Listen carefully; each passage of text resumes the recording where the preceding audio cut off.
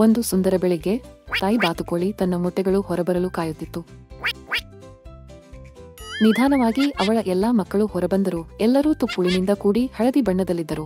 ಒಬ್ಬರನ್ನು ಹೊರತುಪಡಿಸಿ ಅವನು ದೊಡ್ಡವನಾಗಿದ್ದನು, ಕಂದು ಬಣ್ಣದಲ್ಲಿದ್ದನು ಮತ್ತು ವಿಭಿನ್ನವಾಗಿ ಕಾಣುತ್ತಿದ್ದನು. ಇತರ ಬಾತುಕೋಳಿಗಳು ಅವನನ್ನು ನೋಡಿ ನಕ್ಕವು. ನೀನು ನಮ್ಮಂತಲ್ಲ, ನೀನು ಕೊಳಕು. ಬಡ ಬಾತುಕೋಳಿ ದುಃಖಿತವಾಯಿತು. ಅವನು ಹೋದಲ್ಲೆಲ್ಲ ಇತರ ಪ್ರಾಣಿಗಳು ಅವನನ್ನು ಕೀಟಲೆ ಮಾಡುತ್ತಾ, ಹೋಗು ಕೊಳಕು ಬಾತುಕೋಳಿ. ಒಂಟಿತನ ಅನುಭವಿಸುತ್ತಾ ಅವನು ಹೊರಟು ಹೋದನು.